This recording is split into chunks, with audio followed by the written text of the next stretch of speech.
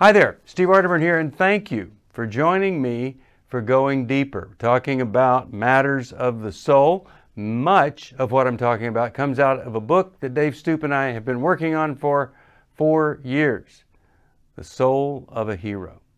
A little bit different kind of hero than most of us associate with. Let me, before I get started, remind all of you that I have a restoration Bible for you. It's my way of saying thank you for tuning in here. All you have to do is go to stevesocial at newlife.com. Send an email to stevesocial at newlife.com, and I will not charge you anything for this gift. Not shipping. It's heavy too. I'll send it to you. I think you'll like it. I'd love to hear what you think about it if you get it and you use it. All right, so Tom Cruise, Mission Impossible. I like the movies. I loved the TV show when I was growing up. Many people go, what? TV show? But it was great. And I think Tom does a really good job. You know, there's a reason he gets paid so much. He actually is a really good actor. Let's don't forget that. Let's give him a little bit of credit there. So anyway, we all know the routine where he gets a tape or something like that and they lay out what the mission is, and they always do this thing, your mission, should you decide to accept it. Now look, it says that, should you decide to accept it, and then the thing blows up or melts or smokes or whatever. Well, you don't ever see Tom Cruise going, yeah, let's see. Nah, I don't want to do this one. I'll get back to you next time. No, he always says, okay. And they go do what seems to be impossible. Do you know that that is what God has done for us? It's just that the message that He gives us isn't going to self-destruct. In fact, it's going to construct a self in you probably beyond anything you ever dreamed that you could do.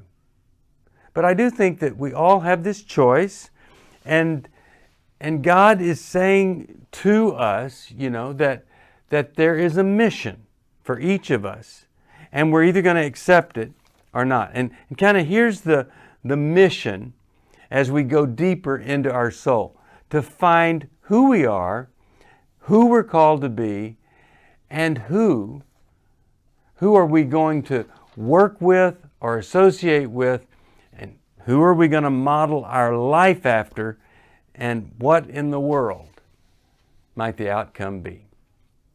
When I was in Southern California, I would regularly get a phone call. It was a great honor to do this. Rick Warren of Saddleback Church would call and say, I'm sick. I've got a virus or something. Could you fill in for me? And I would go out and I would fill in at one of the greatest churches, one of the biggest churches in America. I've done it a couple of times since I've moved from Southern California. So Rick wrote one of the greatest books ever. I think next to the Bible it's the best-selling book, called The Purpose-Driven Life. I'd suggest that you read that. What I'm going to present here to you is kind of shorthand of The Purpose-Driven Life. But look at this, this little quote out of that book. He says, without God, life has no purpose. So a lot of people think that it has purpose without God.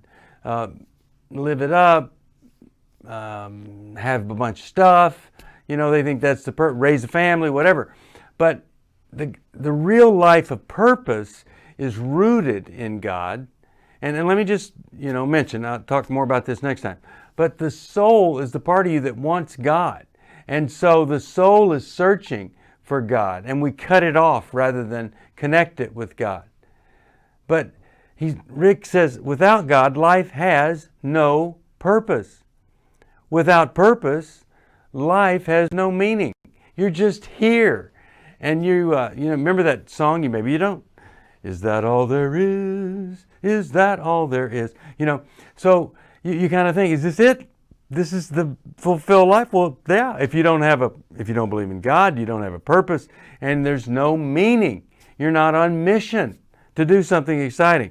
And without meaning, you see, there's no significance or hope. So what do we have to do? We have to go back to that purpose. where we are on mission because we found the mission. We are living out or living up to our calling, not the bird calling type, but who God has called us to be based on the gifts and strengths and things that we can do well. And we're also needing to discover our purpose. Okay, so I'm going to talk to you about purpose. And there's a general purpose that I'll talk to you right now. And then in the next segment, after this, tomorrow, I'll talk to you about a more specific purpose. But we have to get this general purpose, or this universal purpose, you could say. If we don't get this, then the specific purpose isn't going to happen either. But right here, let's just look at why all of us exist. We exist to glorify the God who brought us into existence, thought us up, knit us together in our mom's womb, and made each person extremely unique. Now, I just have to tell you, sometimes it's hard for me to believe that everybody in God's eyes are called and have a purpose. You know, I see these people go, now that doesn't look like that person could have a purpose, but it's there, you know. And then I realize, yeah, it's probably something that they're not getting any accolades for. They're probably secretly and willingly serving God and getting very little credit for it. But our job is to glorify God, or our purpose as a human being is to glorify the Creator. How do we do that?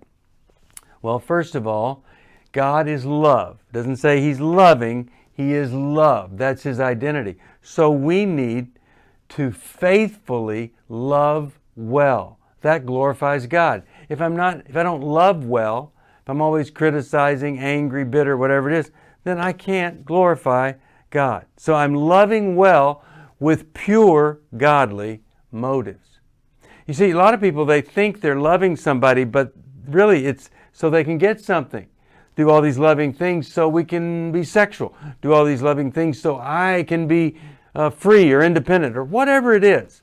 So we want to be sure we're loving well, not with a selfish motive, but with the right motive of loving a person the way God has loved us, loving the person for God the way God would want that person loved. And you know, it's just not a bad idea ever to do what Jesus did when He was walking around on this planet. Okay, so what did He do?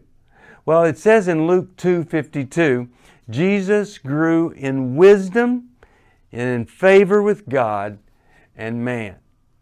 Interesting. They did crucify Him, so you could say, well, how is that growing in favor? No, but the people close to Him, the people that knew Him, He had great favor. I mean, they honored Him, they served Him, they worked with Him, ministered with Him. And then, of course, he grew in favor with God because He carried out His mission. Like us, kind of wanted to know if He could get out of it in the Garden of Gethsemane, but okay, thy will be done. I'd want to get out of that too. If you look at The Passion, that movie, I don't think any movie ever does as great a job as creating the horror of the torture that Jesus went through. He wasn't just crucified, He was tortured. So we need to be like Jesus. But the first thing it says in Luke is that He grew in wisdom. And here you have this Bible full of wisdom, full of God's Word, and to never get into it is such a mistake. So I just want to encourage you, do what Jesus did, and then you're going to glorify God. Grow in wisdom, do things that gain favor, or you are in favor with God. Do things that put you in a favorable place with the people on the planet. You'll never look back. You'll never regret it. That's the general purpose. Now, when we come back for our next session, I want to talk to you about, how do you find your particular purpose? And I've kind of been hinting at this all through it. But every person has a unique and divine calling that's just specially for you. It's especially for you. So you want to find that and you want to live into it, and I hope to help you do that next time. In the meantime, it's getting tougher. This COVID virus isn't going away. It's still here, and it's scary to me, and it might be scary to you. We've got some great things for anybody. If you call 1-800-NEW-LIFE, we'll try to help you, whether it's a book that's reassuring, a counselor that can help you totally restructure your life. Maybe it's one of our intensives, such as Every Man's Battle or Restore for women who have been hurt by men with sexual integrity problems. Perhaps it's a life recovery group that we could send you to. By the way, if you go to the App Store, you can actually get a life recovery app there for free. So I don't know what you're going through. Probably not great right now. My therapist said he's never in 35 years been this busy. He and the 2 people he just hired, they are all booked solid. So it's not unusual that you might be having a tough time. And if you are, please call us at 1-800-NEW-LIFE. And don't forget the Restoration Bible. If you just email me, stevesocial@newlife.com, I will send you this special Bible as a gift, my way of saying thank you for watching Going Deeper. We'll do it again next time. Bye-bye.